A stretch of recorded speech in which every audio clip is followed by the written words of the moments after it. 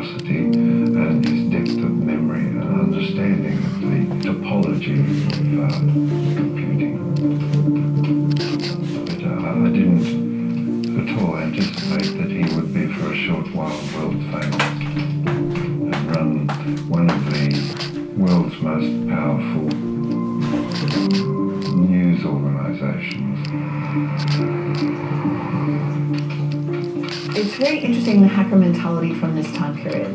They wanted the thrill of getting into the system that was taboo. And the more prestigious the institution, the more thrill they got. So if they could break into a NASA computer, I mean, these were the smartest people in the world. They were the people who had put man on the moon. Really, if you could break into their systems, then you could prove to yourself, you're a 17-year-old boy, you too are very smart. The US space agency NASA is one of the victims of the Melbourne computer hacking syndicate. American investigators, including the FBI, contacted Australian authorities with their suspicions. On October the 16th, 1989, NASA was attacked by what was known as the wank virus. It caused a space shuttle launch in Florida to be postponed and was traced to Australian hackers in Melbourne. The wank worm was one of the first ever worms that had been written, and it was certainly the first politically motivated worm in that it carried a political message. That message was a quote from a Midnight Oil song, and that quote was, "You talk of times of peace for all, and then prepare for war." This thing that was the wank worm, it emerged from a sort of deep, dark forest. You got a glimpse of it, and then disappeared again. And the authors have never been found. Although some say this might be one of Julian Assange's first dealings. People have lots of different views on these things.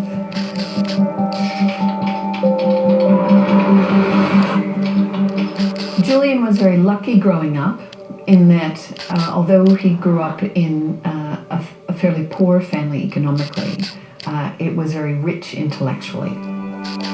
Julian's father is a very clever and creative person and quite sensitive. I think he's been enormously important to Julian's development as a young adult. As a young man, Julian was a delight, actually. His nickname was Wizard because he would always be able to come up with a new approach to things, a new way of looking at things. What a number of hackers have said to me is that they get a different perspective on the world from the systems they've been in, and that's because they are able to see the actual information. These are directly contradicting what an organization may say publicly or a politician may say publicly. They understand that the public is being told something that is just not just a little lie, often it's a very big lie.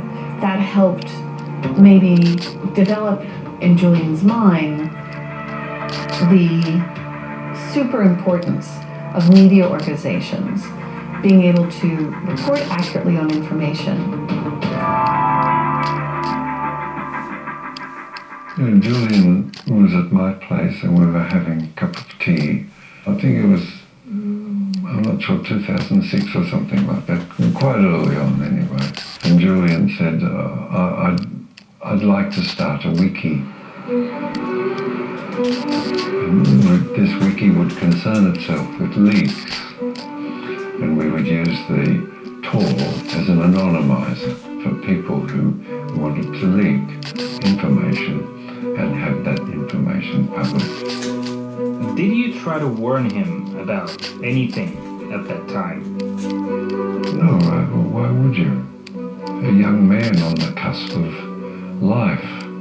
You don't get warnings, you say, well, how can I help? Well, I've always taken Nietzsche's aphorism to heart. Live dangerously. Live dangerously. Don't creep around the place being frightened of shadows. Do what you have to do and face the consequences as the best you can. That has been my guide.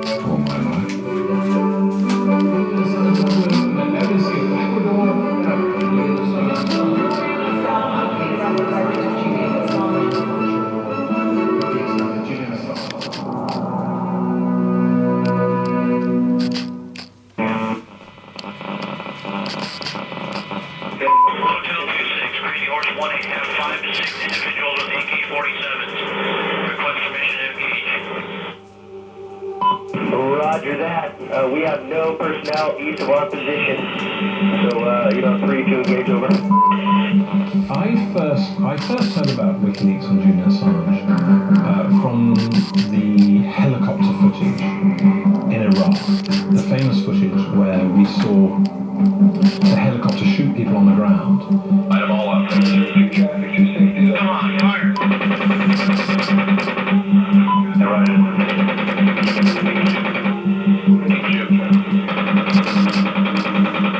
The helicopter shot up some civilians and in the process shot two local Reuters journalists. And they also shot up some children in a car. Got a bunch of bodies laying there. Alright, we got about 8 individuals. We don't want me crawling around down there, but we use it. We're shooting some more. American military personnel misidentified civilians as rebels. From overhead, it looked as though one of the men had a gun. But it was just a Reuters cameraman holding a long lens. That's a weapon, yeah. The day I saw the collateral murder video is a day I will not forget, I will not forget because it was the first time I was screaming loud at my office. These soldiers act as with this emotional detachment as they were playing video games, ending with the life of people in such a cold way. Oh yeah, look at those dead.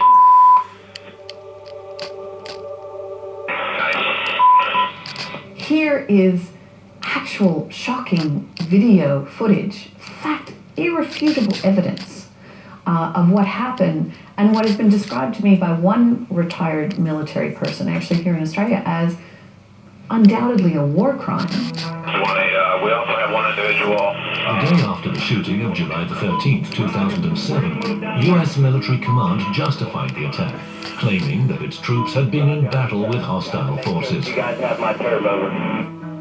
That Bushmaster, we have a van that's approaching and picking up the bodies. But two children were also wounded. They were in a van when their father approached the scene of the shooting to help victims. Crazy horse, we have individuals going to the scene, looks like possibly picking up bodies and weapons. Come on, let's shoot. Bushmaster Center, Roger, engage. 1-8, engage. Clear. Come on. Clear. Clear. Clear left. What was really fascinating for me was when I saw an interview with an American soldier who was there on that spot after they killed them and shot them. He was the young army officer who went to the van and discovered there were two children there that were wounded. He said the little girl couldn't blink because her eyes were full of glass, and he tried to remove the glass from her eyes. When he spoke to his supervisor and wanted to take her to a decent hospital, he was told, "Wash out your vagina."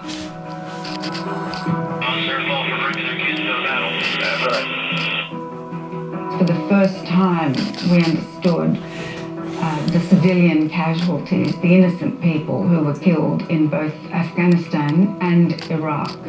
And this was all kept from the public. Julian Assange showed real bravery in being willing to publish, frankly and fearlessly, that video. And I think that there are people within the US military who have never forgiven him for it. That helicopter attack resulted in 12 to 18 deaths. 2 children were wounded.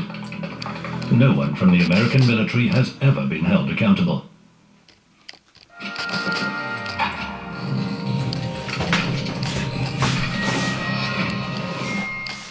Sometimes